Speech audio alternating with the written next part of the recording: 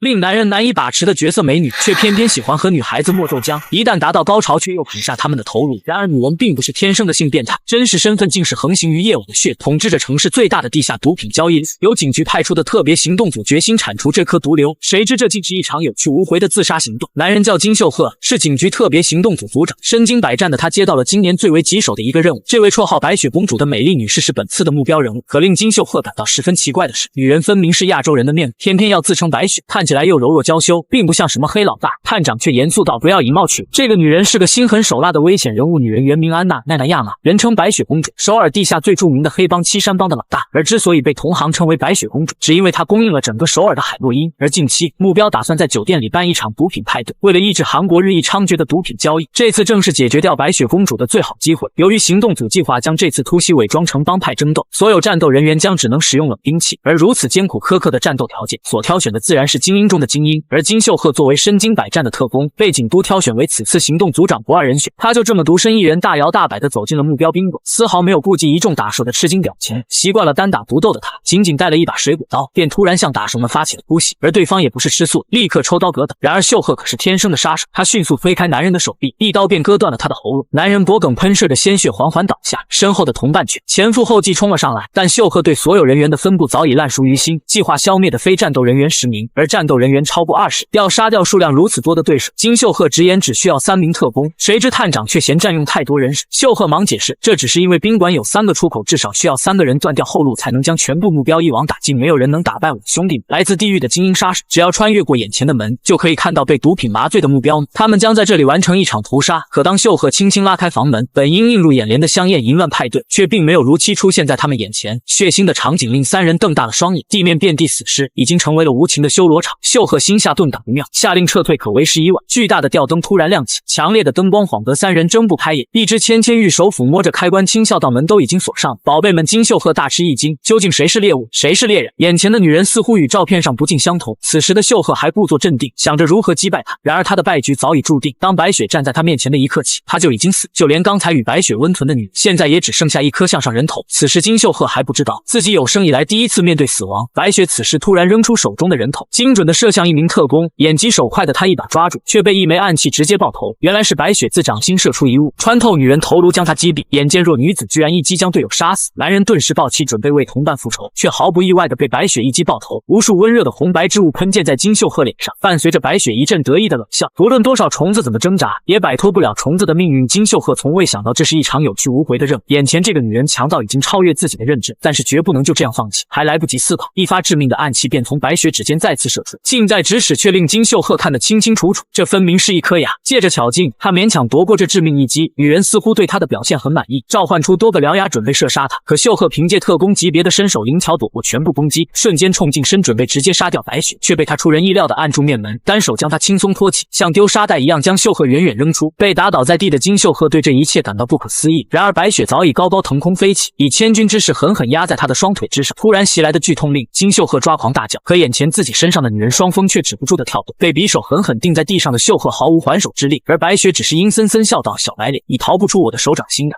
男人本以为自己做了一场春梦，谁知自己不但被女人夺取了初夜，还被一口咬断了8代单传的命根。然而女人虽然饥渴又风骚，真实身份却是嗜血残暴的血。身为警局传奇特工的金秀赫，却意外因此开启传奇的血族生涯。一把尖刀狠狠地将手钉在地上，男人却咬紧牙关，没有叫喊一声，反而质问起名叫白雪的女人：“如此惨烈的修罗屠场，无数生命的失了人证，难道就是你口中的寻欢作乐吗？”金秀赫越说越愤怒，面对死神，他甚至大吼起。忽然，他探出脖梗，狠狠在白雪白嫩的颈部咬了一大口。这猝不及防的一口，已经伤到他的动脉，鲜血直流。而秀赫手中不知何时多了一块锋利的玻璃，迅速而准确地插入了白雪的颈部。他瞪大了双眼，不可置信般看着自己的鲜血快速流下，下一秒便倒在了金秀赫的身上。难道这么简单就取胜了？这是生平第一次有女人趴在秀赫身上，2团圆滚滚的东西紧紧贴着他的胸口。可被杀的兄弟们再也回不来。突然间，秀赫打了个冷战，嘴中喷出一大口鲜血。那本已挂掉的白雪突然在他身上坐了起来。即便作为低等人类，你咬脖子这一下也令我印象深刻。话音未落，他脖梗上的伤口居然奇迹般愈合。这突如其来的反转令金秀赫吓得灵魂出窍，而白雪并不打算放过他，而是用力夹紧了双腿，强大的挤压力令秀赫下体喷血，他想挣扎起身，可手被牢牢定在地上，无法移动。受尽折磨的他双眼突出，七窍流血，伴随着一声惨叫，金秀赫咽下最后一口气，再也不动了。白雪却感到十分可惜，好端端的一个小白脸，怎么这么不抗玩了？这时，白雪手下的废物打手纷纷感到异常，冲了进，大喊：“老板没事吧？”一丝杀意从他的眼中掠过，他妈的，老娘怎么会有事？刚才一马当先冲进来的呢，就被当场爆了头。众人本以为来抢功劳，谁知正撞到枪口上，白雪却只是让他们将这些血腥的尸体处理掉。下一步，他将带领全部成员回到日本。死亡的方式有许多种，有一些人最终的归宿是棺材，有一些人是去桶里度过最后时光。金秀赫也是其中之一。这些桶子里的尸体将被倒入水泥封存后，永久的沉入海底。然而男人只是无聊的弹出了烟头，却打到了金秀赫的头部，而这个家伙居然睁着眼睛。随着一声令人毛骨悚然的长啸，男人在夕阳中赤身站起。打手们从未见过死人复生的桥段，可这一幕完全又不像是演，他们只能将这种情况归于尸体的境遇。可混混随手在秀赫身上熄灭的烟头，伤疤却奇迹般的愈合。如此匪夷所思的场景令在场每个人瞠目结舌。在他一声骇人的长啸过后，金秀赫居然摇头晃脑地站了起。然而此时的他思绪还飘荡在昨夜的突袭任务。在他下达总进攻命令后，三人小组决意将敌人赶尽杀绝。谁知此刻一双从身后探来的手紧紧地抱住他，刚想要破口大骂，转头来却被眼前女人吓了一跳。女人身手长了三头六臂，俨然是一副女魔头的光景。而杀人如麻的他却对秀赫赞赏有加，更是直接将他拖入黑暗之中。伴随着白雪一声声的怪笑，金秀赫从睡梦中突然惊醒，四周一片碧蓝，竟然是漂浮在一片大海上。赤身裸体的他浑身血污，躺在甲板上，顿感头痛欲裂，完全想不起昨天发生了什么。而那甲板上处处躺着残肢断臂，弥漫着血腥味，这里到底发生了什么？为何死掉如此多的人？饶是见多识广的金秀赫也不由得心惊肉跳。走神的他突然被一名黑衣人叫醒，此人自称来自警察局总部，是特地前来解救秀赫。一路上风驰电驰，自不必说。车里秀赫好奇地询问船上发生了什么，两位接头人却仅仅是含糊其辞的搪塞。秀赫见状也不愿多言，毕竟经历了一夜厮杀，身心俱疲。而在男人魔性的声音中，眼皮似乎越来越沉。而这两个鸡贼的家伙不知何时偷偷戴上了防毒面具，伴随着一阵麻痹神经的毒气，金秀赫突然感到呼吸困难，眼前一片眩晕。原来这两个家伙竟是来绑架他，并非警局探员。寥寥数分钟，秀赫便失去了意识，晕眩过去。见此情况，男人得意地掏出了手机：“总经理，我们已经控制住目标。”电话那边的男人喜出望外，大肆赞赏了属下。下一步，男人计划将金秀赫运到实验室，第一步就是开始解剖。挂下电话的他抑制不住的狂喜，经过20年的苦苦追寻，终于得到你贱人。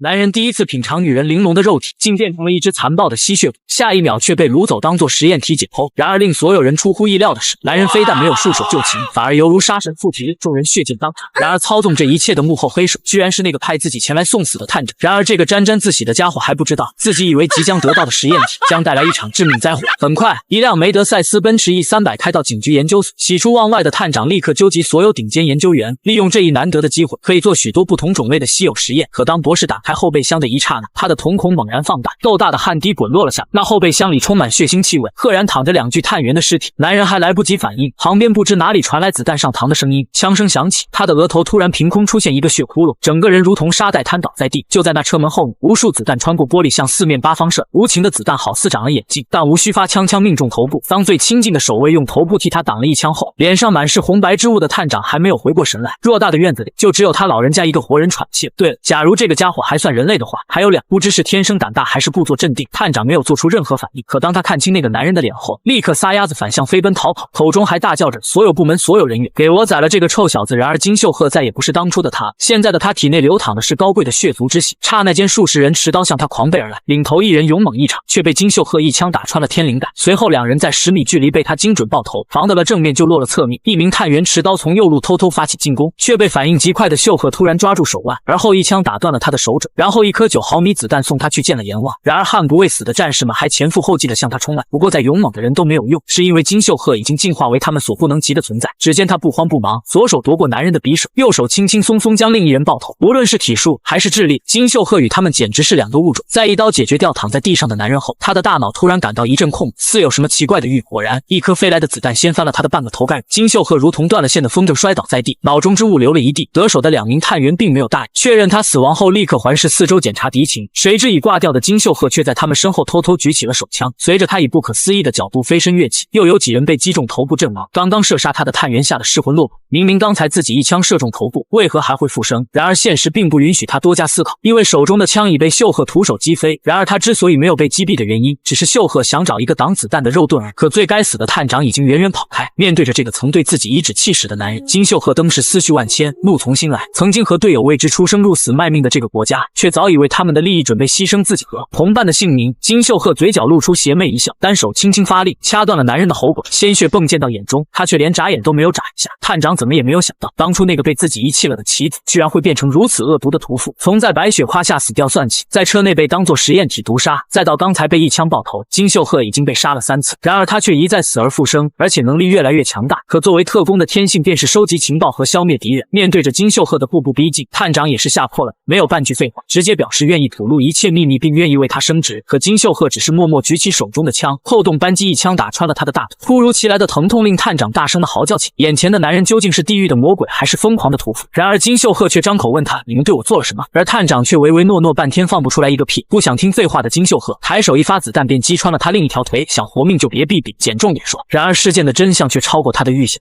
女人从小就得了一种怪病，看见男人就要把他先奸后杀。可她并非性爱成瘾的痴女，而是雄霸黑道的吸血鬼女王。就连身手超凡的顶级特工也拜倒了她的16群下。可已经获得不死之身的金秀赫，真的甘愿坠入血族魔道吗？金秀赫一枪打断了探长的2条好腿，这货这下只能用第3条腿站着。而这一切只是为了让他尽快吐露自己身体的秘密。探长终于开口：一旦你被杀掉，便会立刻重生，所受的伤也会快速愈合。而这种特性，安娜的下属们也是具备。拥有这项独一无二技术的安娜，已经凭此登上了日本黑道巅峰，而这也是探长所一直追求的技术。金秀赫终于明白为何要接二连三的将特工派去送死。然而由于派去的普通特工接二连三的被杀，警方经过研讨决定派出精英中的精英特工，这就是金秀赫被选为特别行动队长的原因。而安奈将这种匪夷所思的技术带到韩国，即便是最危险的任务，也丝毫不用担心受伤了。曾经高高在上的探长，如今却对自己抛弃的棋子磕头跪拜，口呼英雄。可正在他试图比心的瞬间，却被金秀赫一发子弹射穿了肩胛。他搞不明白，就算说了实话，为何还要一再伤害他？令金秀赫愤怒的是，口口声声说自己是英雄，居然还试图将他解剖做实验。而那个婊子杀了越多的人，就会得到越多的实验数据。这些特工都是由于政府的贪得无厌而死，哪怕有一丝怜悯之情，他的同事们也不会白白送死。探长深知自己命不久矣，直言不能怪罪于自己。那些黑道也是人，你不是说过不会输给任何人吗？死掉的那些特工本来就是抱着必死的意志执行任务，他们本就是为国捐躯，老子甚至还给他们颁发奖章了呢。金秀赫再也听不下去，飞起一脚将这老登的眼镜踢飞。死到临头了，还是一句道歉的话没有，一直为自己开脱月光下。金秀赫缓缓自怀中抽出一把匕首，长夜漫漫，体会一下他们的恐惧吧。刚才还张牙舞爪的探着，现在终于知道害怕，可为时已晚。锋利的匕首已经向他头上刺去，说时迟那时快，一道火光闪过，金秀赫手中的匕首竟然被打落在地。原来增援的探员已经将他们重重包围，探长这时候居然有闲心埋怨下属。而这些警员并非普通战士，而是荷枪实弹的飞虎队员，一色自动武器训练有素。饶是金秀赫也知道自己无法正面抗衡。然而此时周围一片光秃秃，哪里去找掩护？然而特战队员子弹上膛，摆开阵势便开始扫射。探长识时务的趴在地上装死，期间还吓尿。金秀贤身中数十弹，活生生被打成了筛子。被击倒的他躺在血泊中一动不动。探长这下来了精神，高叫道：“让你小子趾高气昂，完犊子了吧？乖乖绑起来，为我们提供鲜血做研究吧！”哈哈哈哈！然而此时的金秀赫并没有如同他想象般的再次站起来，难道已经死透了？看来不管是黑帮还是特工，也无法凌驾于子弹之上。突然，探长面前的横梁上探出一颗诡异的脑袋，一个诡异的女声问道：“是金秀赫吗？”这下轮到探长惊讶，粉毛怪，这是什么鬼？女人缓缓道：“老娘是第7组队长阿雅卡，就是你刚才说的黑帮。”探长立刻下令飞虎队击毙他。然而女人的速度快得令人难以置信，她一瞬间便降落到所有队员的后方，他们只有来得及回头的时间，断头和残肢便随着刀光飞上了天。阿雅卡如同入无人之境般的砍瓜切菜，面对数把 MP5 冲锋枪的齐射，阿雅卡居然无所畏惧的正面迎上，以双手剑舞成不可思议的剑影，将所有子弹全部弹开。10步以内，剑比枪要更快。阿雅卡杀人从不用第二剑，队员的头颅伴随着他的剑舞四处乱飞，警局统一列装的防弹衣根本没法防住锋利的宝剑。然而在高处配备夜视瞄准镜的狙击手已经瞄准了他的头颅，射手以同伴被杀创造出的空隙瞄准阿雅卡，果断开枪，眼看他的粉色头发便要血溅当场，子弹近在咫尺，阿雅卡却敏锐地捕捉到破风声，忽然调动全身力量转身，以剑锋居然将子弹劈为2半。特战队员们被这一番操作震惊了，这是什么样的怪物？子弹对他完全没有作用，那么作战还有什么意义？可来不及思考，粉色头发的死神已经来到了他们面前，还没来得及看他的乳沟，就被一剑刺穿了咽喉。在绝对速度和和力量的面前，所谓的精英飞虎队覆灭只是时间问题。随着最后一颗头颅重重摔到地上，全部增援部队已经损失殆尽。月光下，阿雅卡迈着死亡的步伐缓缓走向探针。真正的死神并没有过多的言语，只是简简单单的挥出一剑，便将这个早该死的烂人头颅砍作两半。清理完现场，他再次试图叫醒已经死去的金秀赫。不出他的意料，这货果然没有死掉，而是哼哧半天挣扎着爬了起来。阿雅卡开门见山，直言自己是安娜派来接金秀赫进入组织的。然而金秀赫并不是一个欺软怕硬的软蛋，面对着死亡，他也毫不畏惧地骂了一句滚开。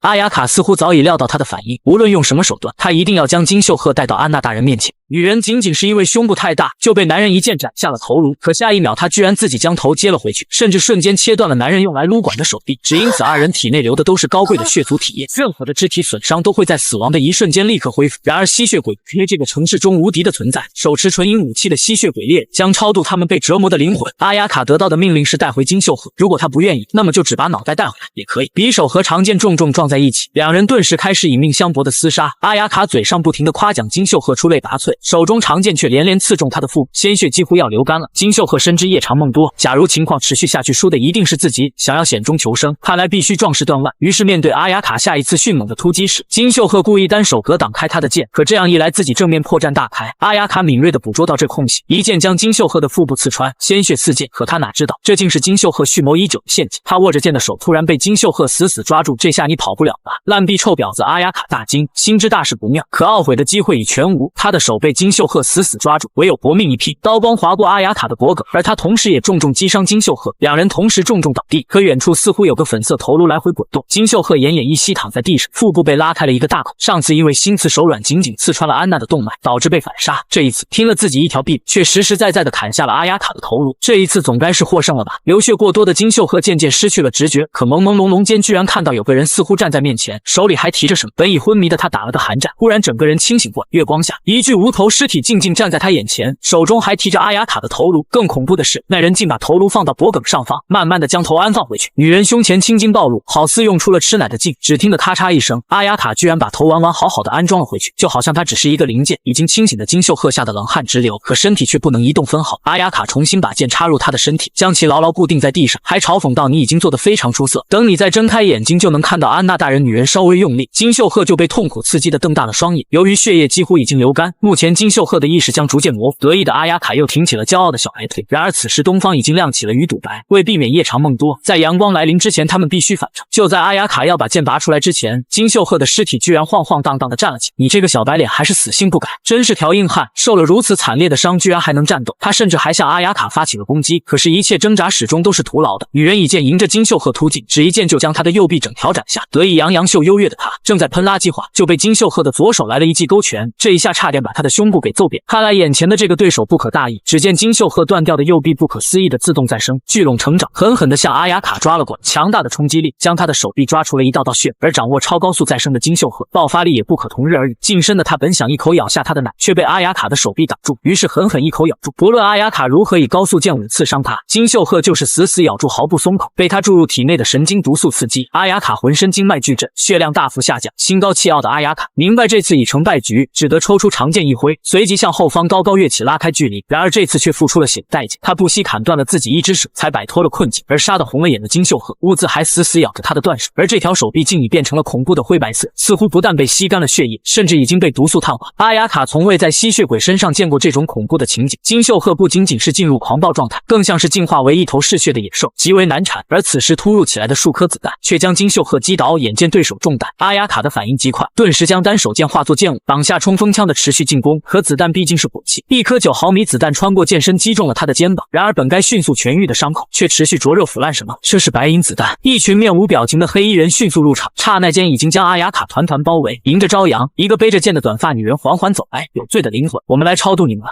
男人第一天当吸血鬼就被女人虐待的死去活来，不仅被狱卒踩在脚下蹂躏，更是一刀差点把睾丸摘掉。只因女人乃是猎杀吸血鬼为生的职业猎人，只需略微出手便杀死拥有永恒生命的血人。然而身为吸血鬼的男人却并不惧怕阳光，甚至勾引本想杀死自己的风骚女人发生了一夜情。短发女人第一次见面就准备将2个吸血鬼送归天府，阿雅卡并没有谈判的余地，因为女人只是把他们当作可以宰杀的牲口。只听得一声令下，所有队员持枪齐射，清一色的白银子弹将对可重生的吸血鬼肉体造成严重伤害。抗。而由于枪手们瞄准的是他们的双腿，两个人在中弹之后便失去行动能力，甚至无法站立。女人见局势已在控制之中，便命令手下烧死金秀赫。众人收起手枪，放下肩上背包，各自掏出了一把狙击枪，瞄准金秀赫开火。可自其中射出的却是带钢丝绳的标枪，只见数条标枪准确地穿透了金秀赫的身体，可这并无法对他造成伤害。众人扣动扳机，顿时一道道高能电流对金秀赫的身体不停灼烧。一旁在地上撅着屁股等待插入的阿雅卡，却发现了另一个令他毛骨悚然的危机。清晨的第一缕阳光即将照射大地，日光所致，他的皮肤和头发开始剧烈的燃烧，发出痛苦的哀嚎。短发女却轻蔑地笑了笑，那么疼吗？地狱火的痛感最起码在日光的2倍以上的你可真是大体小子。面对无情的嘲讽，阿雅卡也只能像一条母狗那样趴在地上。他第一次感到血统纯正的人类是如此的令人作操。第3个字还没说完，女人的先手进攻就到了。他一脚踩上阿雅卡正准备抬起来攻击的手腕，然后狠狠地用玉足践踏碾压这只手臂，令他完全无法握紧。阿雅卡大声惨叫。上次如此失态还是在破处的时候，现在的他纵使有力气也无法拖着2条断腿逃离这。短发女叫嚣道：“今天老娘就把你俩给烧成灰！”可他突然停下，转头望向另一边，似乎不可思议的事情发生。果然，强壮的金秀赫在万伏高压电的灼烧下，居然还保持屹立不倒。然而，令他吃惊的还不仅如此，太阳已经升起，在强烈日光的照射下，身为吸血鬼的他居然没有受到任何伤害。在女人愣神的一刹那，本已束手就擒等死的阿雅卡意识到这是绝佳的脱身机会，使出最后的储存的血液潜能，他连手带脚的迅速冲向暗子，就连身手了得的吸血鬼猎人也无法跟上他的速度。就在女人考虑是否追击的一刹那，旁边却传来了队员们的哀嚎和怒吼。他们从未对付过如此难缠的怪物，无论中了多少枪，金秀赫总是能够立刻恢复，然后向枪手们发起致命的攻击。眼看男人的眼珠子就要被一掌抠出，一道白光却忽然跳出，斩下了金秀赫的一只手臂。女人淡淡道：“全部人员现在立即撤退。”刚才还任人鱼肉的菜鸟金秀赫，此时却仿佛换了一个人，危险系数大大提高。女人一剑斜斜劈下，意欲将他斩为2段。谁知金秀赫仅仅用手腕便挡下了锋利的剑刃，同一时间，他居然操纵另一只断手急速复生长出新手，以来不及反应的速度向女人突然挥拳。在他的拳头距离女人的乳房 0.01 毫米时，女人轻快闪身，敏捷地躲过了这超重的直拳。可女人嘴角却露出邪魅一笑：“谢上帝，我刚才没选择先杀了这家伙，这个宝贝实在太好玩了。”话音未落，他便提拳向金秀赫揍了过去。这一拳不偏不倚，正好打在他最为薄弱的男根之处。随着一阵巨响，空气中弥漫着男人子孙后代的腥味。而女人搞不明白的是，如此出类拔萃的战士，为何一直隐藏自己的战斗能力？然而随着烟雾散去，眼前所看到的却与想象中不同。金秀赫并没有如他料想被击倒，反而却在咬住一名枪手的尸体，不停地吸血。他居然可以一边战斗一边不停吸血补充体力。随着尸体的血液被完全吸干，被狠狠扔在地上，吃饱喝足的金秀赫仿佛换了一个人，不但愈合了全部伤口，就连基础战斗数值也几乎翻倍。女人攥紧了拳头，像这样的吸血鬼太过危险，今天无论如何必须要将他杀死在这里。而他脚踩大地，以天赋名义召唤附魔圣剑，立誓今天绝不让眼前的吸血鬼逃走。可眼前的金秀赫却出人意料地摔倒在地，再也没有起身。突如其来的变化令女人吃惊不已。老娘拿出吃奶的家伙时，你却如此掉链子。1小时后，金秀赫缓缓地睁开沉重的眼皮。金秀赫对着醒醒，这是谁？如此熟悉的声音。当看清来人的面庞后，金秀赫不由得瞪大了吃惊的双眼，眼前不是别人，正是自己的顶头上司指挥官李科长。而刚才把自己砍得七零八落的女人也在一旁，看来他们应当是有方阵营。可金秀赫突然发现自己被绑在一根电线杆上，这是什么意思？此时女人的声音悠悠传来：“金秀赫队长，我们在全面评估了你的行为之后，不得不做出以下决定，我们必须杀了你，因为你是一只极其危险的吸血鬼。”我是吸血鬼？什么？金秀赫不由得大吃一惊。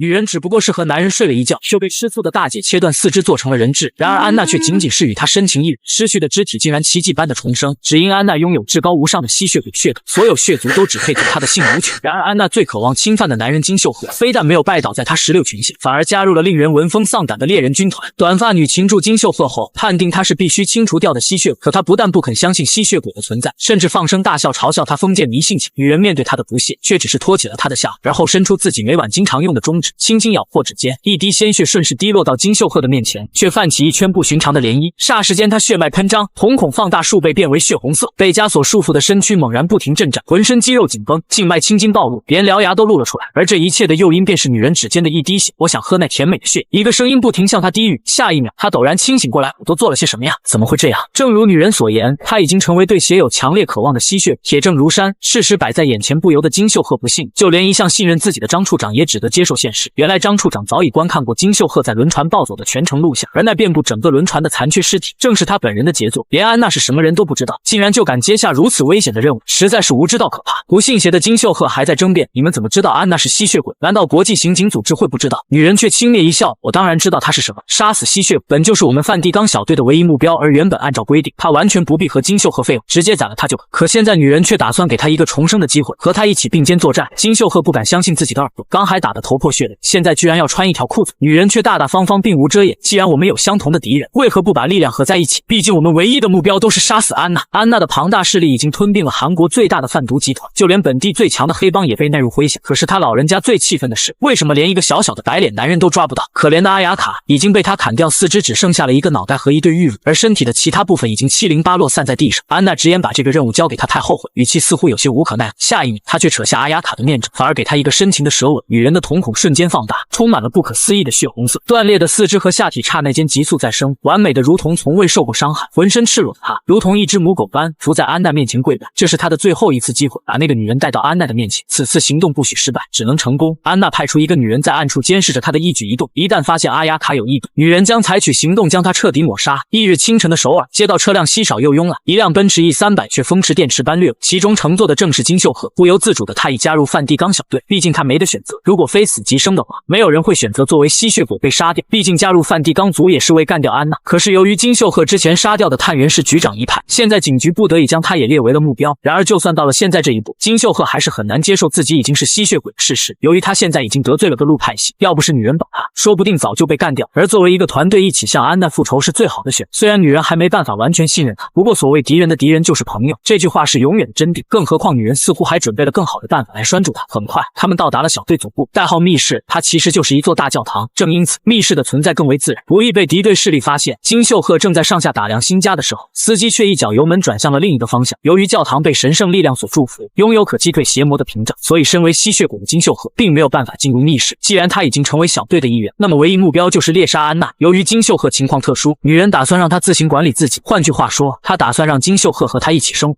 明明是无数男人梦寐以求的娇嫩女神，她却偏偏只对金秀赫芳心暗许，甚至主动献出诱人的玉体服侍他。只因金秀赫本是极其稀少的异形吸血，不仅拥有急速再生天赋，更是能在白天行走。而他们并肩作战的共同目标，便是讨伐雄踞韩国的吸血鬼首领白雪安娜。金秀赫和女人第一次见面就来到了酒店开房，而且接下来的一段时间都要和她同吃同住，好恐怖！这是梵蒂冈小队的专属酒店，不会记录任何个人信息。女人可能是热，刚进来就把自己脱了到只剩下小背心，瑜伽裤下的玲珑肉体若隐若现，双腿之间的神秘地带仿佛在向别人招手。翘着玉足的她透露出几分顽皮，胸前的一对玉乳不失顽皮的跳动。她介绍自己名叫静，当然这只是个代号。而金秀赫的鼎鼎大名她却闻听已久。恰如硬币两面的人，在1小时之后居然可以平心静气的聊天。而金秀赫最为关心的还是所谓的吸血鬼。镜子微微一笑，看来这个男人也逐渐接受了自己的现状。吸血鬼是真实存在这个世界之中，他们如传说般的以吸食人类血液为生，而且拥有超乎常人的体魄和无穷尽的生命。大多数吸血鬼的出身都是来自于始祖血，可安娜却是1000年以来唯一的幸存者。回想起自己那时候曾经咬断过安娜的脖子，是在那个时候意外吸收了始祖之血啊。然而梵蒂冈小队又是如何杀死他们的？通常的吸血鬼在阳光的曝晒下，很快便会全身自焚而死。阿雅卡之前就几乎因此挂掉，然而金秀赫却可以正常在日光下活动，这也许就是安娜特别关注他的原因。既然拥有了这个特殊的优势，小队便可以利用金秀赫正面与安娜集团抗衡。眼下最重要的是先提升金秀赫自身的战斗力，不然甚至无法接触到安娜。女人自信满满，金秀赫已经被她说服，谁知这家伙不但是个犟种，还丝毫不吃硬，还直言女人其实是惧怕他，没有月光束缚的，即将成为令人闻风丧胆的恶魔。可是对于镜子来说，杀掉他却也是极为可惜的下策，因此你以共同敌人为由留我在身边，一旦有情况随时可以除掉我，这样可以说两全其美。女人露出了邪魅的微笑，这个男人的冷静头脑令他出乎意料。可说1000到1万，作为一个吸血，镜子还是要时刻提防他。眼下最重要的任务就是尽快让金秀赫变强，具备正面与安娜抗衡的实力。金秀赫虽然已经死过好几次，但他的恨意却一点也没有屈服，只要有机会，他会舍弃一切不计代价杀掉安娜。女人对他如此坦诚有些意外，明知被利用还选择跟随。这个男人唯一的目标便是复仇，可见恨意有多么深。有意思，太有意思，看看老娘如何驯服你这条小狼狗。到用餐时间了，来我脖子上咬一口。镜子褪去衣服，白嫩的乳沟和脖子上的动脉娇艳欲滴。金秀赫不解，为什么要我做这种事？老子长这么大还没碰过女人。普通吸血鬼一旦缺少血液便会脚步缓慢，可金秀赫却会疯狂的自动寻找血。最重要的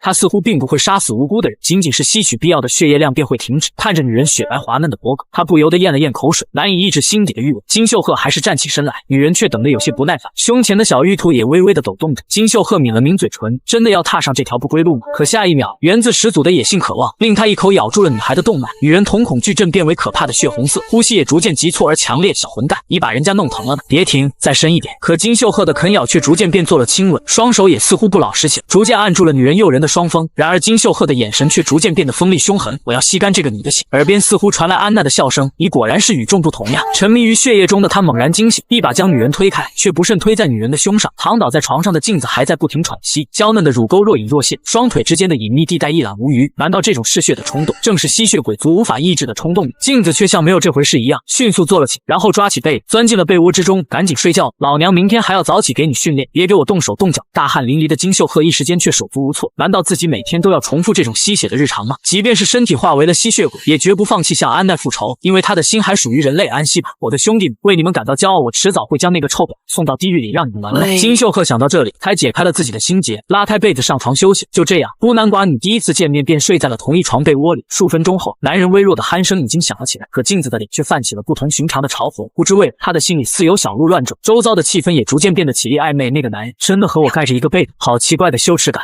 女人做梦也想不到，自己只不过杀了一只吸血鬼，却被他伏在雪白的胸脯上吸血，还夺去了女人最宝贵的贞操。只因男人原本是嗜血的精英特工，却阴差阳错吸收了始祖吸血鬼之血。加入梵蒂冈小队的他将开始一场血腥复仇。刚躺下没5分钟，金秀赫的鼾声就响了起来。可他身旁的女人非但没有睡着，反而骚得面红耳赤。一想到那个男人和我在一张床上睡觉，为何心跳得如此厉害？难道他看不到那边就有个房间吗？老娘刚才是不是说过那个屋子里就有个空床？然而现在这个家伙却选择跟我睡。作为一个教徒，和男人睡在一张床上未免也太过失礼，看上去是个正人君子，没想到这家伙私下里居然有花花肠子，刚吃完人家的皮肉，现在居然想进入人家的身体，门都没有。然而此刻的金秀赫却听不到他的内心独白，早已呼呼大睡，反倒是镜子小姐自己却被欲火焚烧的脸颊发烫。翻过身来，他决定驱除杂乱的心思，好好睡觉。于是他深吸一口气，调整呼吸，双手放在乳间合十作揖，开始向天父默念祷告。呼吸渐渐平静了下，可一旁的金秀赫睡得正香，简单翻了个身，手却极为不老实的突然搭到了女人的小腹部，然后居然顺势滑到了女人的衣服里面来回揉搓。镜子瞬间臊得满脸通红，接下来便是极为响亮的一个大嘴巴子。第二天，针对金秀赫的魔鬼训练即将开始，在专门为梵蒂冈小队使用的训练室中，金秀赫的第一堂训练课开始，导师便是刚和自己睡了一宿的镜子。然而由于做梦时手不老实，他的脸上多了一道五指山的痕迹。言归正传，由于吸血鬼在普通武器面前几乎是无敌的存在，可他们除了惧怕阳光，还有另一个天敌，那就是银。只要吸血鬼碰一下银，都会令皮肤剧烈灼烧起来，使用银质武器和子弹可以对大多数的吸血鬼造成致命伤害。回想起那个拎着自己脑袋的阿亚卡，金秀赫恍然大悟，可他却不是迟疑地问起了镜子的真名。他这么做是为昨晚的事说抱歉。可女人听到这已经火冒三丈，男人还在哔哔个不停，镜子的拳头已经冲到了面前。女人愤怒的全力一击，正面命中了金秀赫。谁让你乱摸人家？他却临危不乱，脚下站稳挡住了这次进攻，而镜子却也无可奈何。毕竟现在是同一个战壕的战役，总要比敌人强。而金秀赫现在还太弱，必须先与非战斗实体训练积累经验。通过一段时间的武练，金秀赫完全有机会成为顶级的秘密特工，同时以吸血鬼身份不停吸吮人血，转化为自身的基础力量。还未等他回过神来，女人的拳头和巨乳已经近在咫尺。金秀贤用手肘挡下了这一拳，可这远远还不够。他本以为自己早已是人类能力的天花板，可直到此刻，他却拿这个看似弱小的女人毫无办法，怎么都摸不到她一根毛。原来自己就像井底之蛙那么可笑吗？镜子一拳就把他打了个七零八碎。然而他绝不会就此收手。半小时后，金秀赫肾亏到吐出一口鲜血，他却没有抱怨，只是用脚蹭了蹭血迹，便提拳再次向镜子冲了过去，会战斗到底。可女人却微微一笑，对他的坚韧暗自点头。眼前的这个男人正在逐渐变成那个被选中的人，可目前为止差的还很远。就在此时，手下不合时宜的一把推开了房门，大声报告。鲁莽的举动令镜子也大感意外。根据手下带来的消息来看，家中却是10万火急。为避免夜长梦多，镜子打算立刻动身前往组织的圣堂。他瞬间变装，穿上修身风衣，遮挡住了丰腴的肉土。可就算是这么10万火急的通知，自己也是一脑门雾水，不知道究竟去干啥。总部这次神秘兮兮召集众人了，也并没有说明到底发生了什么。此时的镜子却突然想到了一个大胆的方法，假如需要战斗，用这种方法一定会逼出自己的尸体状态，届时不如一试。与此同时，敏锐的他早已嗅到一股极为危险的味道。1分钟后，奔驰 E300 风驰电掣般的离去了。镜子所料不错，一个女人的身影此时正在高处鬼鬼祟祟，监视着众人一举一动。她犹豫不定的眼神，嘴角露出不易察觉的微笑。而女人来此的唯一目标，便是掳走那个天才杀手。看来金秀贤今日若想全身而退，怕还是没那么容易吧。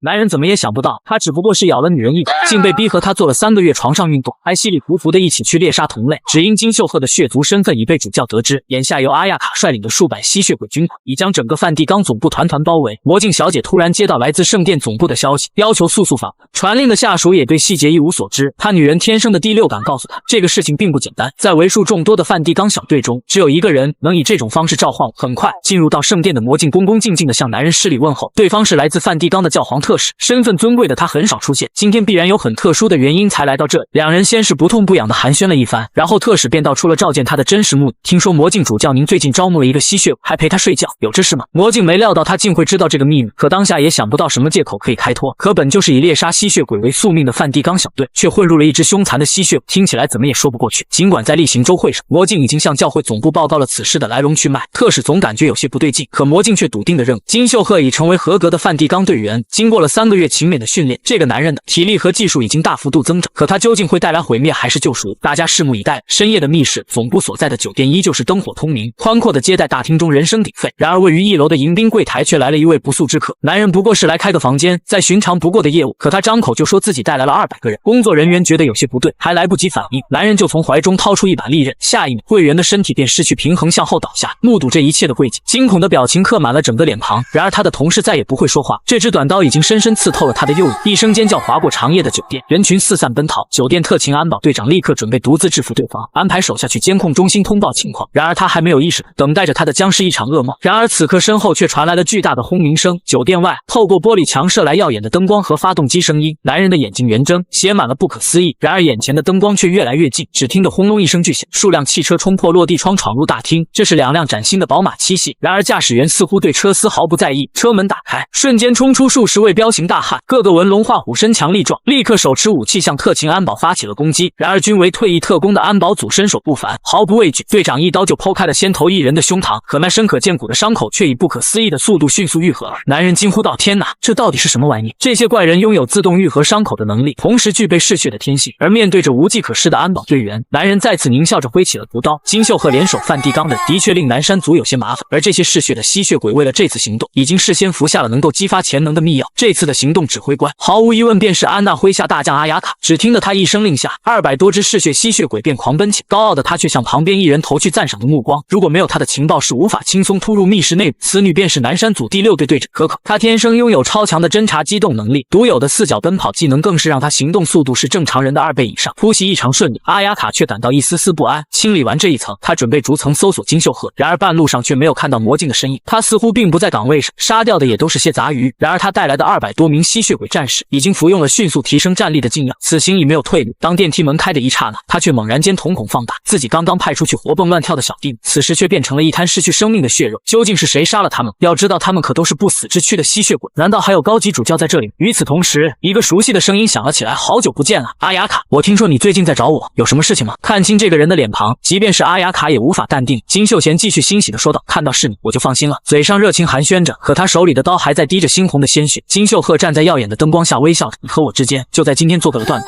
女人第一次和男人见面，就被他抓住了胸部用力揉搓，可男人并不是色胆包天的流氓，反而是匡扶正义的铁血特警。只因男人不幸被炮友感染成为吸血，并遭到女魔头安娜派出的悍将蛇女追杀。然而实力强大的蛇女却突然向队友下杀手，原来饥渴难耐的她竟想独占金秀赫的肉体。出乎阿雅卡意料之外的是，她费尽心机寻找的金秀赫居然自投罗网，然而手中紧握着的白银血刃却不会说，这个男人绝不会乖乖跟他走。就在今天，金秀赫和阿雅卡之间必须有一个了断。阿雅卡明显感觉到气势汹汹的金秀赫好似变了一个人，无论是技术还是力量都有了脱胎换骨的进步，遍布他全身的血管被无情砍断，而阿雅卡甚至来不及反应就被砍成了一个血葫芦。白银的特殊属性令他无法自愈，这个男人竟在短短1个月内成长得如此强大。曾经在他面前宛若天神的阿雅卡，如今在他手中却如同小孩子一般随意拿捏，全身经脉尽碎的他已毫无还手之力。金秀赫只需要一剑就可以取了他的小命。面对死亡，即便是身经百战的不死吸血也落下了豆大的汗珠。当白银剑锋离他的眼珠仅有1厘米时却停住了，为什么突然停了下来？本已闭眼等死的阿雅卡心下犯疑，这个男人看起来并没有怜香惜玉的天分。他想的没错，并不是金秀赫放水，而是现在的他根本没办法移动半步。一阵银铃般的声音轻笑着，大家都集合吧。伴随着一阵沙沙声，好似有巨大的爬行动物静谧而又沉重的慢慢爬。昏暗的绿色迷雾笼罩下，一个身形婀娜的女人款款走，身后居然悄无声息地跟着几条巨型蟒蛇。女人的身材性感，面容姣好，双眸不出意外也是鲜血般朱红，正是南山组的第5队长凯特瑞娜。难道令目标失去行动力竟是这个女人的能力？阿雅卡大喊：蛇女帮帮忙制服金秀赫，他却微微一笑，脸上没有露出半分焦急，同时操控着巨蛇缓缓逼近金秀赫。巨蛇吐出绿色的信如闪电般突然出击，目标却不是金秀赫，反而一口咬中了阿雅卡脖子。他的瞳孔猛然收缩，无法相信眼前发生的事情。然而那粗壮的蛇身已经将他一圈圈围住，巨蛇略加用力，突如其来的窒息感几乎将他胸前的2个球体挤爆。这回轮到金秀赫傻眼，他俩不都是南山族吗？为甚自相残杀？阿雅卡愤怒之极，他不明白为何好姐妹会突然对自己下手。凯特瑞娜微微一笑，轻轻道：“我只想要一个不会坏的玩具而已。那些英俊的男人，不管多么威猛雄壮，也无法承受他的玩弄。当他们被自己玩死掉，所谓的纪念也只能是泡在福尔马林里。所以他一直想找一个强壮的男性吸血鬼做自己的性命。没想到金秀赫自己送上门来，随着女人的手轻轻召唤，金秀赫的身体完全不听使，机械的一步步向他走去，一双手居然被控直接抓住了蛇女挺拔滑嫩的双乳。这女人真是风骚到变态。蛇女伸出长长的舌头，咽下口水：“你永远都是我的男宠，乖乖服侍我吧。”阿雅卡再也忍受不住，大骂蛇女臭婊，并用安娜威胁她。然而蛇女非但对她的抱怨嗤之以鼻，反而命令巨蛇直接干掉阿雅卡和可可。阿雅卡大惊，她不敢相信昔日同僚居然能对自己下杀手，更不敢相信这命令居然是出自安娜。她对于自己并不是下属，而是不为人知的同性恋人。极致的失望和愤怒也无法令战力全无的她再度震动。眼下大厅中所有活着的人和吸血都已经被蛇女牢牢控制，金秀赫依然陷入夺魂技能的影响下，无法移动和发声。而得意的蛇女却连连咒骂讽刺阿雅卡：“这么简单的事情，你是怎么拖了几个月还没搞定？”随后小手一挥，巨蟒便张开大嘴要将女人吞掉。只听得可可大喊一声：“凯特瑞娜，给我住手！”蛇女下意识地停顿了1秒钟。可可身为南山组队长也并非等闲之辈，假如蛇女硬要与他正面硬刚的话，胜负绝非定数。而可可看起来却像个兴高采烈的白痴，完全没有注意到同伴们的变化。此时的阿雅卡早已经经脉寸断，外加身中巨蛇之毒命在旦夕。面对着哭哭啼啼却好似白痴的可可，蛇女心生一计，将阿雅卡身负重伤的罪魁祸首直接栽赃嫁祸给金秀赫。被愤怒冲昏头脑的可可瞬间将怒气撒到了金秀赫身上。男人虽知道大事不妙，可现在连嘴都张不开，只能吃个哑巴亏。蛇女见计谋得逞，兴高采烈的准备带他们一起回去见安娜邀功。现在又捕获了金秀赫，安娜一定十分高兴。然而事情并非像她想的那样简单。被她视作白痴的可可在检查完阿雅卡的伤势后，却提出了一项极为关键的质疑：既然阿雅卡是金秀赫重伤的那，为何她身上却闻得到你家做的独家秘制毒药？蛇女的表情瞬间变化，比那宁古塔还要锋利阴冷。千算万算，还是算丢了这关键一条啊！从小一起成长，让他们对彼此再了解不过。然而蛇女并不打算就此放过他们，拦我者杀无赦。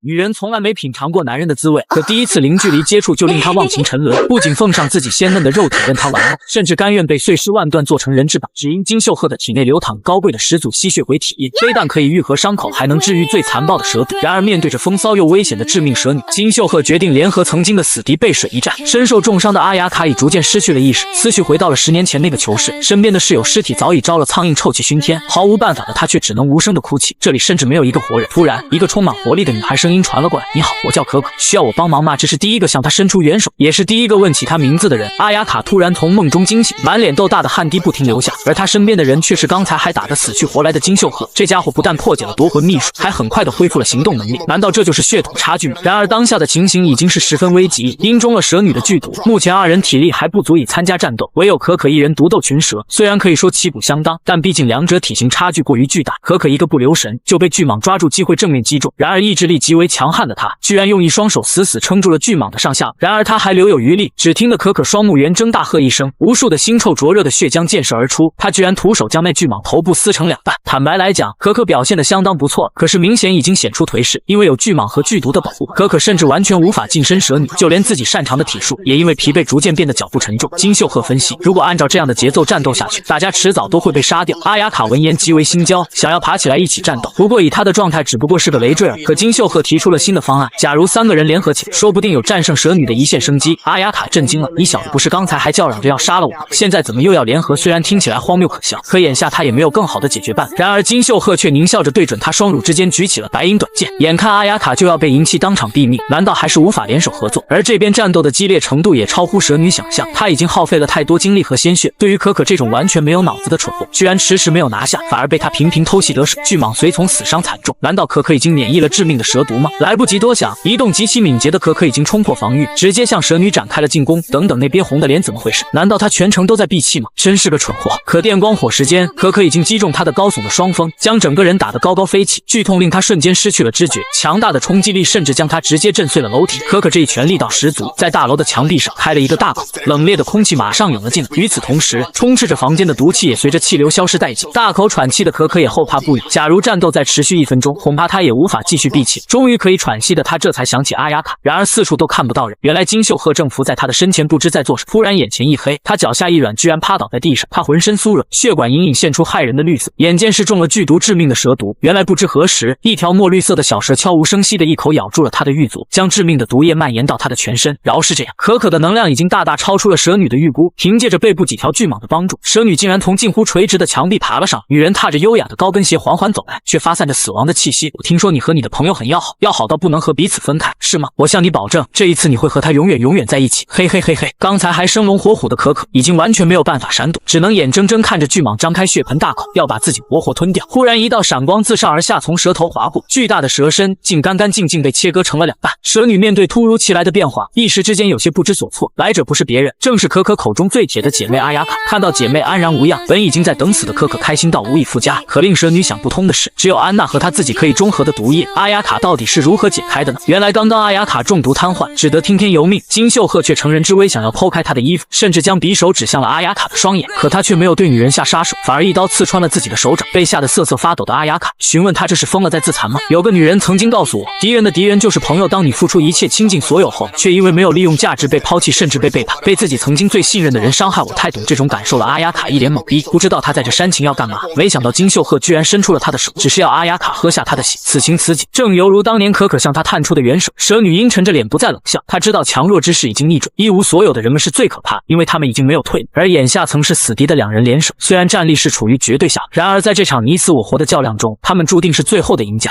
濒死的女人仅仅喝了一滴血，居然奇迹般的起死回生。然而她醒来的第一件事却不是以身相许，反而一个大嘴巴子将她扇晕，然后一屁股坐在了她的阳物之上。殊不知可可自以为是的这波骚操作，竟会导致她挚爱之人的突然死亡。濒死的阿雅卡在金秀赫的帮助下瞬间恢复战斗力，决心联手与蛇女战斗。这样一来，胜利的天平已不再向蛇女倾斜。最危险的对手往往不是最强大的，而是早已一无所有的他。当你面对没有退路的战士，下场只有死路一条。酒店密室中，男人正在疯狂地奔跑着，虽然及时传递给魔镜，却并不是一个好消息。大事不好了！魔镜主教，大批吸血鬼来袭，而且已经杀掉卫士攻入了酒店。而大厅里，金秀赫与群蛇激战正酣，然而这些毒蛇却从蛇女身后源不断地冲出，根本无法杀光。一旦被毒蛇咬到或者吸入了剧毒的烟雾，身体将会瞬间陷入瘫痪状态，完全无法移动，甚至处于被蛇女任意操纵的极弱状态。这就是为何金秀赫会被蛇女控制去揉搓胸部的原因。幸运的是，这骇人的毒物持续时间并不久，必须更换思路，打破僵局，否则在蛇女碾压式进攻面前，团灭是迟早的事。金秀赫一剑就可以斩断一排蛇头，可令人绝望的是，他们1秒钟内就会重新生长出来，然后持续对他进行循环攻击。可他们并不是没有头脑的低等生物，在金秀赫一剑刺穿蛇头之后，那家伙居然死死地咬住银剑，想把他带走，而蛇群却默契十足地在此时发起了群体攻击。这下糟了，金秀赫被拖住无法还击。电光火石间，阿雅卡拍马杀到，3下5除2斩杀了这群恶魔，并大声喊叫，试图振奋士气。难道丢了把银匕首就能死吗？由于这些毒蛇是由蛇女自身鲜血供应，所以绝对不是无限量式。而蛇女设计的计划是先耗尽他们体力，于是阿雅卡决定分头行动，他来与蛇群搏斗。已经瘫痪的可可却是金秀赫脑中的难题。为了避免他痊愈后突然偷袭，金秀赫对他表明已经达成和阿雅卡并肩作战的协议，而后不假思索地对可可奉上了自己的鲜血来净化他的蛇毒。而可可刚喝下他的一滴血，竟双目圆睁，炯炯有神站了起来。可他恢复正常的第一件事就是一拳给金秀赫揍了个狗吃屎，然后宛如猴子般高高跳起，一屁股坐在他男人的要害之上。金秀赫仿佛听见了淡淡的忧伤，不由得心下一紧，这女人该不会是被控制了？谁知他竟开口大喊道：“阿雅卡！”我抓住金秀赫这个杂碎！忙着杀敌的阿雅卡大喊道：“笨蛋！我刚才和这个家伙结盟了，要一起对付蛇女。”当从挚爱口中得到了如此答复后，可可尴尬地看着被自己骑成的金秀赫，然后恬不知耻的大摇大摆跑出去。原本蛇女的计划可以说是天衣无缝，先通过这2个智商为0的蠢货，不费劲就找到了金秀赫，然后再神不知鬼不觉地令他们感染致命的剧，一命呜呼。然而金秀赫竟然为自己的敌人解毒，然后还说服他们一起联手。这样的优秀男人令他喜出望外，是老娘一定要得到他，然后夜夜做新娘。而金秀赫还没有料到他算的什么小九九，然而事实上他险些要被这个女人俘虏后作为性命。蛇女控制毒蛇喷出大量毒物，极为浓密的毒气一旦吸入，便会造成不可逆的严重伤害。金秀赫心下明白，这种情形下已没有退路，于是他命令3人屏气凝神，背对背形成犄角之势，随时准备互舞。然后空气中不单单是毒气，还弥漫着烟雾弹爆炸后的烟雾。所料不错的话，这波进攻蛇女必须要干掉3人中1人。无论是身经百战的阿雅卡，还是单枪匹马与对面周旋的可可，都不会那么轻易被杀死。然而让金秀赫大感意外的是，蛇女居然亲自突袭，想要干掉最弱的可可，而这个家伙已经因为闭气憋得涨红了脸。蛇女还在为了刚才挨的一巴掌耿耿于怀，所以才决定第一个就把可可干掉，以此复仇。生死存亡时刻，阿雅卡一把推开可可，挡在他面前，自己却被毒蛇咬中多处，可他瞬间瞳孔放大，蛇毒以不可思议的速度侵蚀了大脑，来不及反应的可可只有干着急的粉。可这边随着金秀赫一刀砍下，差点直接把蛇女砍为两段。当好不容易制造出空间后，金秀赫连忙准备用血液拯救阿雅卡，可气喘吁吁的他，当看到眼前的一幕便愣在当场。那毒蛇不偏不倚，正好咬住了阿雅卡的胸。当他脑袋被一剑砍掉后，眼前的景象却令金秀赫惊掉下，就连一旁的可可也被吓得尿了裤子。只见一把白晃晃的匕首正插在女人的双乳之间。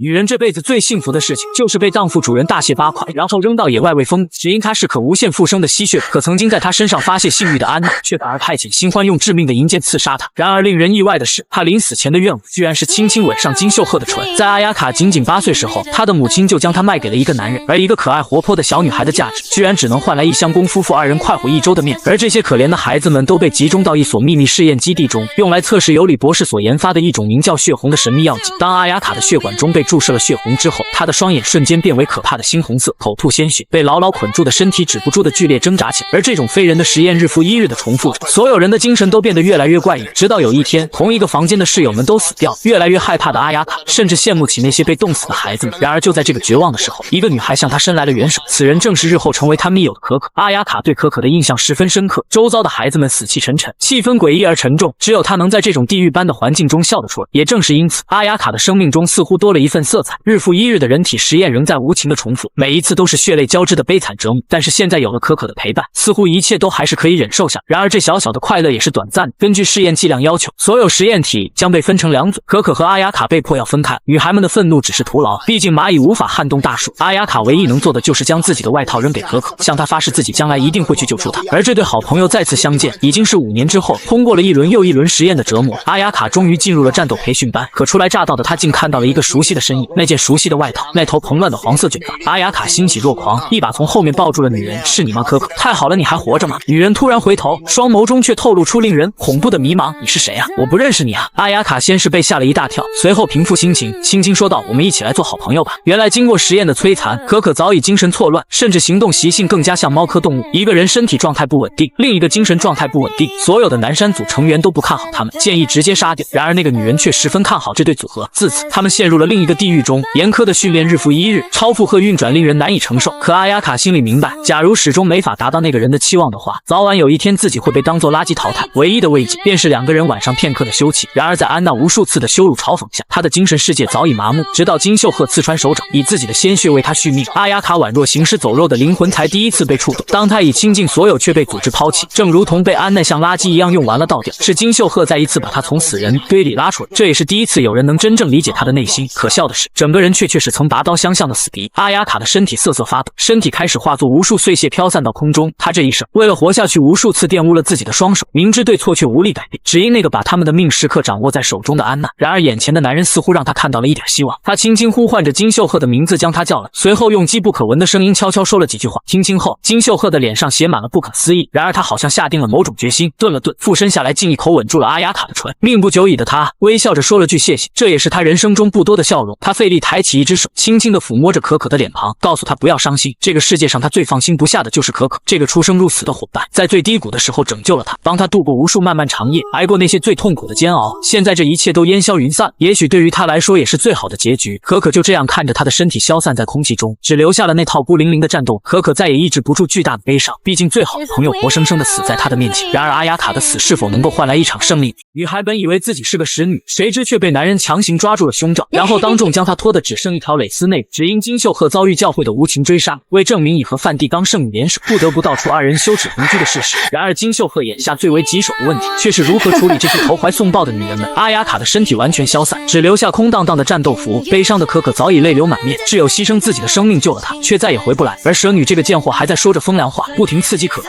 你无条件支持的朋友，到头来还不是因为你毫无意义的死。咱们回去服侍安娜大人吧。见可可仍旧哭个不停，蛇女相信她的情绪已经崩溃，现在在正是招募他的最好机会，毕竟也是独当一面的人物。片刻的寂静后，金秀赫突然冒出一句：“阿雅卡，我知道我该做什么了。”没头没脑的自言自语，让蛇女感到无奈。这两个人都疯了吗？此时可可又嘀咕着些什么。蛇女以为他答应和自己回去，竖起耳朵仔细听，谁知这货突然提高100倍音量大喊道：“你把阿雅卡还给我！”话音未落，他便以平生最快的启动速度弹射冲向蛇女。蛇女自然毫不惊慌，纹丝不动，只是等着他杀过来。突然一声巨响，伴随着强烈的闪光，毫不留情地将可可的进攻挡下。突如其来的变化让金秀赫顿时懵逼不已，就连见多识广的蛇女也从未见过如此的招式。可可因为身手得，在刚才的爆炸中得以全身而退。然而并不等众人喘息，在黑暗中突然杀出大批黑衣人，是梵蒂冈教会。这些家伙终于来救我了吗？镜子到底没忘了我。金秀赫暗喜，眼前出现苗条而健美的女人身影，正是镜子那熟悉而凹凸有致的制服。然而光芒太过耀眼，金秀赫只能试图让对方不要轻易动手。话音未落，一颗纯银的子弹竟已逼近他的瞳孔。幸好拥有时间冻结能力的金秀赫稍微歪了头，这颗子弹便擦着脖子飞了过去。眼前的战士们枪口明显是指着他自己，这些人到底是谁？忽然间，一个少女的声音空灵的响起了：“这里有好多吸血鬼啊！”金秀赫不由得打了个寒战。此人不是镜子，一个少女踏着耀眼的魔法光芒走过来，身材婀娜，样貌甜美。然而她说的话却极为骇人：“别担心，我会把你们几个全杀了。”刚才她发的攻击充满了神圣力量，甚至她的瞳孔之中也被刺上了一幅十字架。毫无疑问，此人应当是梵蒂冈教会的成员。少女迈着轻快的步伐，说着最狠的话：“很有胆量吗？单枪匹马来到梵蒂冈教会的大本营。”然而比狂谁也比不过蛇女。她撩起长发，笑道：“还是你胆子大，居然给我带来了这么多玩伴，那我们就一起好好玩玩吧。”说话间，大量绿色的致命毒物凭空射出，转眼弥漫了整个房间。金秀赫急忙提醒大家屏住呼吸，不然就会变为蛇女的奴隶。教会众人也并非不知好歹，乖乖掩住了口音。而蛇女操纵毒蛇已经向少女疯狂冲去，然而她却只是微微低着头，嘴角挤出一丝冷笑。那蛇头竟狠狠地撞在一堵墙上，被弹了回来。女孩不知何时竟召唤出了一面魔法屏障，将自己团团围住。她微笑着抬起手，掌心聚起魔法光球，这回轮到我。只听得轰的一声巨响，那蛇头竟然被炸得远远飞起，如此轻松杀掉劲敌，令金秀赫感到不可思议。这个女人究竟是谁？未免也太强了吧！毒蛇的尸体散出的毒雾消散后，她四处环顾，却隐约感觉有哪里不对劲。蛇女，那个卑劣狡猾的下贱女人不见了，而地上只有被斩下的蛇头，毒雾已经散去。看来蛇女真的跑路。然而少女突然开始娇嗔起来：“哎呀，那个女人死哪里去了？”奇怪的夹子音与她刚才的狠辣身手反差极大。女孩虽然贵为主教，可看起来还是个幼稚的孩子。此时金秀赫站出来一顿分析比划，既然刚才女孩一招轰下了蛇头，那么也许蛇女利用烟雾隐身藏匿在蛇头中逃跑。少女对金秀赫的合理分析十分满意，并打算马上去追杀那个贱女。不过在那之前，她需要做一件事。金秀赫敏锐地捕捉到了危险，一把抓起可可那个蠢货的脖领，随后附身拉起她狂奔，躲过了一轮弹雨齐射。女孩大笑道：“你是个好吸血，我会让你死的没有痛苦。”金秀赫焦急道：“我和镜子主教联盟了，咱们不是敌人。”女孩笑得更灿烂了：“我信你个鬼！我们教会怎么会和吸血鬼结盟？开玩笑！若不是金秀赫按住可可的头颅，她已经变成灰烬。难道是梵蒂冈教会内部还没有公开这个消息？”女人正要发出致命一击，金秀赫看着她的眼睛，灵机一动：“1701房间，我在那里和镜子一起生活。”女孩似乎有点迟钝，安静下来想了10秒钟，然后忽然惊慌失措大叫起来：“什么？我最敬爱的镜子姐姐居然和一个男人一起生活，还可能做了那种事情？”想到这里，女孩顿时害臊得面红耳赤。然后男人说出了更令她震惊的一句话：“就在今天，你的镜子姐姐穿的是黑色的裤衩子。”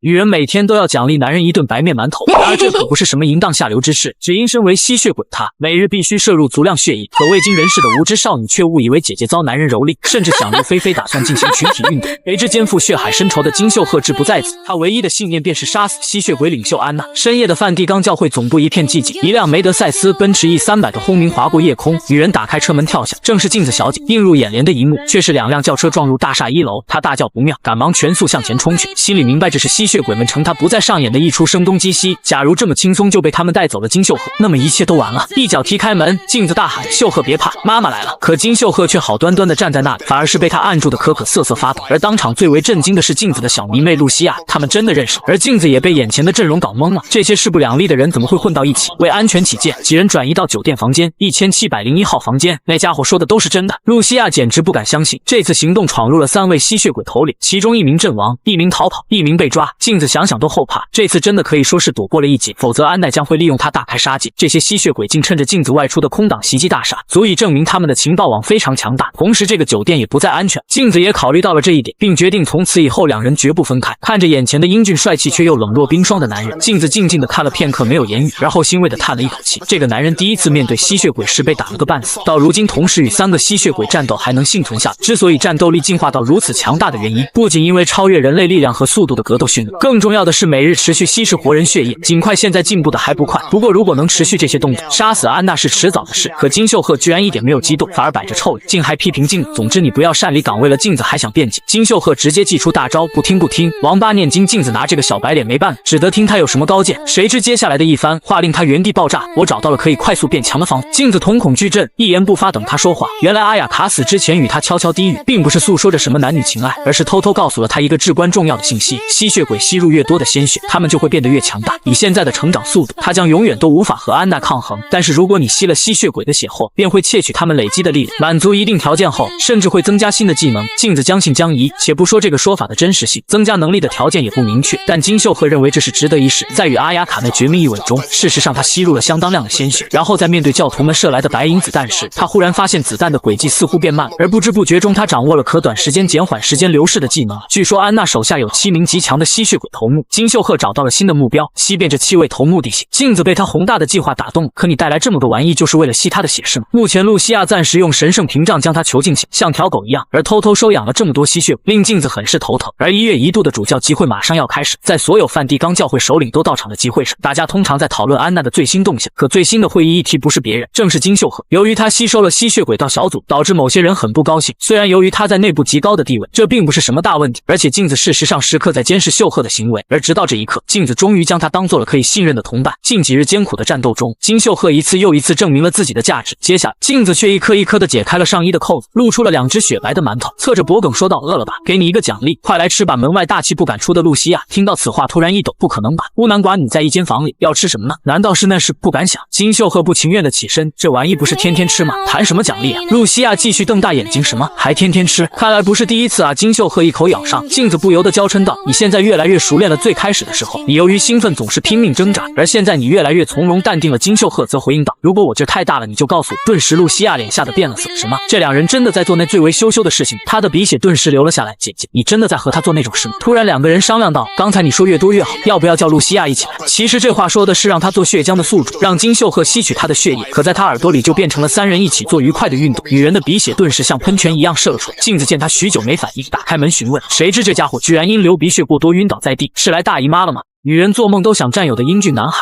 却是个不折不扣的闷骚下头男。不但逼着女人强制搓了2小时澡，还当她面和闺蜜肆无忌惮的亲热。然而这一切却都只是金秀赫的伪装，所有围着她的性感女人都是被他利用的工具。为了击败死敌吸血鬼领袖安娜，他必须想尽办法从女孩身体内吸取精血。许久没见，露西亚亲热的和镜子姐姐告别，然而盯着金秀赫的眼神却充满了嫉妒和敌意。下一秒，他便跳上梅德赛斯奔驰 E300 飞快的溜走。现在这个愣头青走，那么令人头大的问题就只剩一个：精神错乱的可可，到现在还在趾高气昂的叫嚣，赶快给老娘来杯新鲜的处男血，然后给我找个洗浴蒸桑拿。闭嘴！镜子一记暴力砸在他乱蓬蓬的脑袋上。令镜子想不通的是，养着这么一个不爱洗澡、浑身酸臭的带奶吸血鬼有用吗？金秀赫直言，正好我需要吸血鬼的血，就当他是移动血库算了。可带着这家伙需要供给他更多的血液，而镜子并不想让这个臭女人咬。好在此女拥有顶级的侦查跟踪能力，更是考虑到其具备与首领抗衡的战斗能力，也算是个得力帮手。说的倒是没错，可是这样不稳得的一个人真的可以控制吗？只见可可紧紧抓住金秀赫，躲在他的身边大呼小叫。镜子发现他特别喜欢待在金秀赫身边，这是为何？金秀赫静静望着他，一言不发。如此失常的精神状态，让他想起了队友被杀后的自己。狂暴的愤怒驱使着他杀光了警局所有人，包括那个曾经陷害自己的探长。如果再来一次，他还会毫不犹豫地杀光他们。而眼前的这个女孩也刚刚失去了自己最亲的人，于是金秀赫打算和她好好交流下。眼下我们的目标是杀了你的主人安娜，如果你愿意加入，当然是很棒的。然而听好，如果不愿意的话，你绝对不是必要的利益。说着，金秀赫缓缓抽出银剑，你可以作为吸血鬼被我杀死，也可以为了给朋友报仇和我们一起战斗。现在做出选择吧。可可低头不语，片刻后缓缓说道：“我恨那个安娜，她总是为难阿雅卡，我也很梵蒂冈的，他们一直在追杀阿雅卡，令她伤痕累累。”可可突然大吼：“不过你们要是能宰了安娜那个贱，让我做什么都行。”很好，这样3个人非常愉快地达成了一致。既然吸收了2个吸血鬼作为部下，在主教例会上，镜子将会带他们出席。镜子严肃道：“而一旦你俩出现失控或者伤害同伴的行为，将被立刻处决。”可他刚说出这话就后悔，似乎语气有些重。很快，3人就回到了酒店房间，浴室的喷淋哗啦啦的流留着，伴随着可可一阵阵的咒骂：“臭婊，你怎么敢这么折磨老娘？”原来镜子正在给浑身酸臭不堪的可可洗澡，那黑黢黢的嘎吱窝都快长出魔鬼，天天杀吸血鬼的猎人，如今沦落到为这个死狗洗澡，想想就火大。不都是为了满足这个小白脸的需求吗？换一种思维方式，多一个帮手总是好。更何况这家伙战斗力属实不一般，可这头发因为30多年没洗，乱糟糟粘在一起太恶心。镜子用了过量洗发液，不小心滴在可可眼睛里。金秀赫正在擦拭自己的18厘米大砍刀，忽然听到了浴室传来一阵吵闹声，轰的一声，浴室门被突然踢开，只见一个光不出溜的强壮女人四脚着地跑了出来，口中大喊：“这个婊子想毒死我，她故意把毒药滴在我眼睛里。”还没说完，她就又被拖了回去。虽然女人们大叫着非礼勿视，可金秀赫却直勾勾盯着前面，并不是想看什么大白兔，而是他的思绪早已飘到了自己还是警察的时候。那年他年方18，刚被晋升为特勤队长，和2名兄弟关系那是好的不要不要，就连指挥官也将他奉为王牌特工。想起那些日子有多美好，无忧无虑做着自己喜欢的工作，而现在好像过去了10年，却仿佛又在昨天。2个女人的打闹似乎他听不见，只是默默地擦拭着匕首。忙活了整个晚上的镜终于可以躺在床上休息。最可气的是，这个光腚的吸血鬼一点不听他的话，反而对金秀赫的命令驯服得像军犬一样，自己乖乖穿上了衣服，就连替他吹头发也一动不动。也许是因为镜子之前曾暴打过他的朋友，因而记恨在心吧。这个疯疯癫癫的女却是阿雅卡为生命中最珍贵的宝物，正如镜子真是胸前的十字架，失去最为珍贵的朋友，却又被困在敌人的领地，想要不如此敏感恐怕也是难事。逐渐释怀的镜子躺在床上安然睡去，谁知却被一阵悉悉索索的声音吵醒，睁眼一看，可可居然咬着他的手，看来这个家伙饿了想吃饭。镜子露出了慈母般的宽容微笑，右手默默地拎起了1米8长的大砍刀。金秀赫在料理完2个女人的琐碎事后也休息，突然被一阵吵闹声再次吵醒，隔壁传来了叮叮当当的打斗声和吵架。他仅仅是竖起耳朵听了一下，便继续倒头呼呼大睡。镜子小姐，今晚就辛苦您照顾可可了。可一滴口水却落在了他的脸上，原来那只丰乳翘臀的可可竟已悄无声息地爬上了他的床，看着他白白净净的帅气俏脸，可可究竟是会一口咬下去，还是和他做点别的事？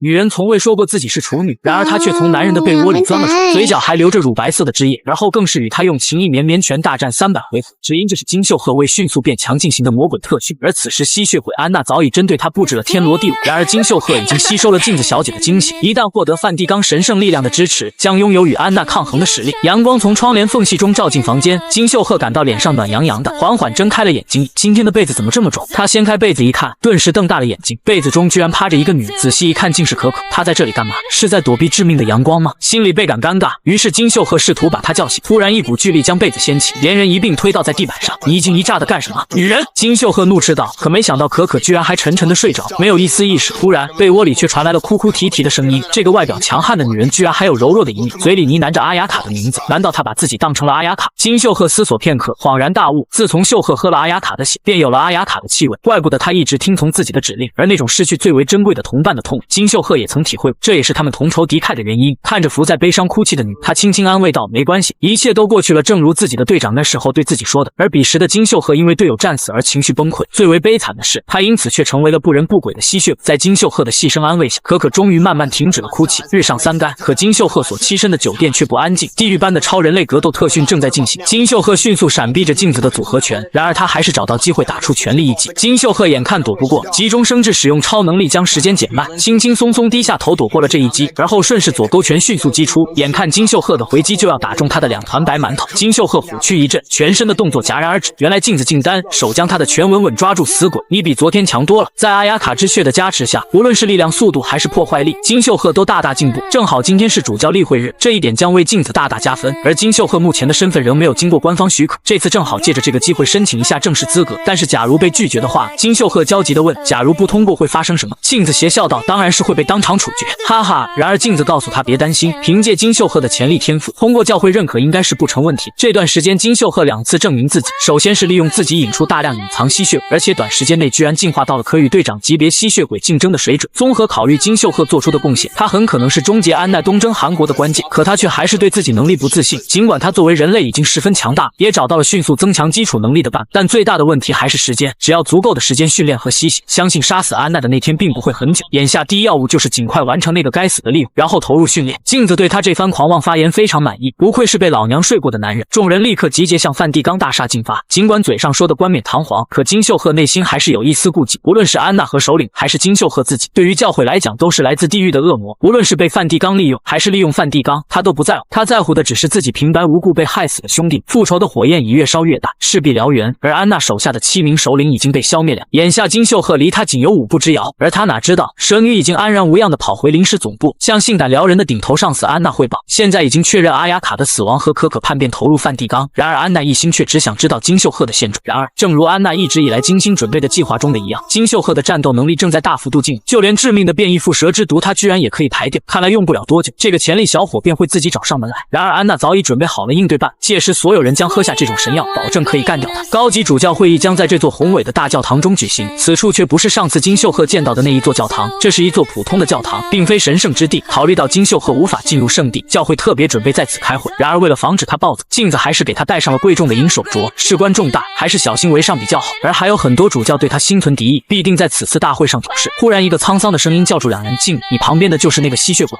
女人本是神圣纯洁的教会圣女，却被卑微低贱的吸血鬼一把抓住了翘臀，用力揉搓，就连不谙人事的纯情小师妹也被香艳场面刺激的鼻血直喷。然而这只不过是金秀赫做的一场戏，一切只为加入拥有强大神圣力量的梵蒂冈教会。他万万没想，本来言听计从的可可却不翼而飞，更是差点葬送了他们二人的性命。没想到金秀赫刚到教堂就遇到了教皇大人，刚才还趾高气昂的几名乡巴佬立刻颤抖着跪地。红衣主教海伦娜是梵蒂冈教会的最高领导者，肌肉女见状只得为刚才的粗鲁举动低头道歉。而顶尖聪明的海伦娜也大概猜到冲突的原因，要是没有金秀赫这个一族，想必镜子也不会和同事们翻脸。决定这两位生死，便是由海伦娜主持的主教集会决议。但由目前的形势来看，与其说是会议，还不如说是死刑审判。如果没有正当理由，愤恨的肌肉女将亲手杀掉这两只吸血鬼。胆大包天的金秀赫此时也知道害怕，一早上一言未发。除了镜子，现在唯一能支持他们的就是露西亚。嘴上大大咧咧的镜子，实际上也是忧心忡忡。万一今天会议有什么闪失，教堂便是金秀赫和可可的葬身之处。海伦娜的气场极强，作为教皇般的人物，主持如此重要的会议再合适不过。下一秒，金秀赫便被晃晃荡荡的带了上。眼看诸位主教对此人议论纷纷，可他却依旧说着局痛不痒的寒暄废物。急脾气的塞西利亚赶忙出言打断，并提出了一个极为犀利的问题：为什么这个神圣的地方会出现两只令人作呕的吸血鬼？金秀赫只是默默站着，没有移动一丝一毫，也没有反应。这种开门见山的做法也令镜子出乎意料。海伦奈已听取了各方意见，经过权衡利弊，决定针对议题发起一项投票，将这两个吸血鬼的生死交于在座的各位主教手中，每个人都会针对此事投一票，最终结果将以多数服从少数来定。下一步便是每位大主教因为此事发表自己的观点。塞西利亚自然是持反对观点，希望亲手处决金秀赫。多米尼克主教也以无法控制为由，表示想要除掉他。某一些人却毫无主见，只会胡乱跟风，比如闷骚红发女西德。然而此时海伦娜有意无意间提到了露西卡也曾经看到过金秀赫。露西卡回忆起第一次见到金秀赫，正值蛇女单枪匹马屠杀梵蒂冈众教徒之时，而金秀赫为了保住同伴的性命，甚至主动牺牲了自己来保证大家的安全。再说，要不是他及时提醒大家掩住口鼻，恐怕就要全军覆没。可是由于梵蒂冈战士们没有及时得知他的身份，却将他视作敌人进行攻击。即便金秀赫完全具备与特遣队对峙的能力，却丝毫没有还手，仅仅是以快速移动来躲避子弹。这样的行为足以说明他行为十分理智，并不会胡乱对其他人攻击。露西卡总结，金秀赫完全在镜子小姐的控制之下，就好像他的奴隶一样。更何况他曾亲身经历两人的暧昧场景，尽管是在他的幻想之中，可以想到这两人居然在自己旁边做有趣的事情。露西卡不由得再次喷射出海量的鼻血，而镜子作为主教之一，自然是无条件的认可金秀赫。他已经看透了这个男人的内心，这绝对是一个忠诚可靠的战士。塞西利亚好像吃了苍蝇屎，扑哧一声笑了出来。我还以为你为什么总维护这只吸血鬼，原来不过是和他有男女私情吧。天主教所谓的真相揭示了两件事情，要么是如天选之子的诞生，要么是极度危险的逼近。很明显，真相是我们必须杀了他。这家伙连自己的警察同事都干掉。塞西利亚歇斯底里的狂吼，无论金秀赫如何用力的辩解都无济于事。一心要杀掉他的塞西利亚根本不打算给他说话的机会。金秀赫沉默不语，可血红色瞳孔中的杀气更浓。某处阴暗的房间，可可缓缓睁开眼睛，眼前是一道笼子，透过门缝射过来的光线将他叫醒。多久没有进食了？一天，一周。女人的肚子不由自主地叫了起来。此时她的脑中只有一个信念：老娘要喝血。与此同时，镜子在会上为金秀赫极力辩解，试图消除他屠杀同事的事情。然而塞西利亚以违背古老先辈的意志为由，坚决不做出让步。这一次，镜子却完全同意了他的观点。可是想要彻底消灭吸血鬼，必须要铲除女魔头安娜和她的爪牙们。这里除了金秀赫，还有谁能吸引那些吸血鬼自投罗网呢？历史悠久的梵蒂冈是由圣人彼得在2000年前建立。由于无数梵蒂冈战士前赴后继的战斗，上古创世吸血鬼目前只有一个人幸存，那就是安娜。她十分狡猾，大多数时间隐藏在黑暗中，只有在面对梵蒂冈教徒时才露出凶恶的獠牙。可一夜之间，那些隐藏藏在暗处的吸血鬼却不停地开始高调现身，这一切都归功于金秀赫的出现。在之后的一系列战斗中，安娜集团7队头目阿雅卡被杀死，6队头目可可兵败叛变加入梵蒂冈组织。长久以来停滞不前的事情，竟然都由于这个男人的出现取得快速进展。现在就是解决这持续了2000多年战斗的最好时机，也是诸位名留青史的机会。塞西利亚完全听不下去，他对镜子的观点嗤之以鼻，更何况那个所谓的第6队可可，现在还是疯疯癫癫的。他要求海伦娜剥夺镜子的队长资格，并且立刻杀掉2个吸血鬼。可海伦娜虽然觉得这观点很扯淡，却值得一试。就是因为这个男人的出现，千年不败的安娜竟第一次暴露出了弱点。海伦娜打算将他们打造成一支实验性质的部队，然而基于合法化考量，也需要半数以上的主教们举手表决同意才算通过，而这些支持的主教们必须要对吸血鬼负责管理。似乎会议的结果已经在镜子意料之中，但是塞西利亚始终对此意难平。就算退一万步讲，他可以接受金秀赫，然而可可却曾是安娜的走狗，这一点令他绝对无法接受。海伦娜也听说过可可智商低下且非常难以控制的情况，决心亲自来评价一下。可此时一个更为棘手的情况出现，就在按照海伦娜的命令要将可可带来的时候，教士惊讶地发现，前安娜集团6队首领可可竟然将笼子击破逃脱了。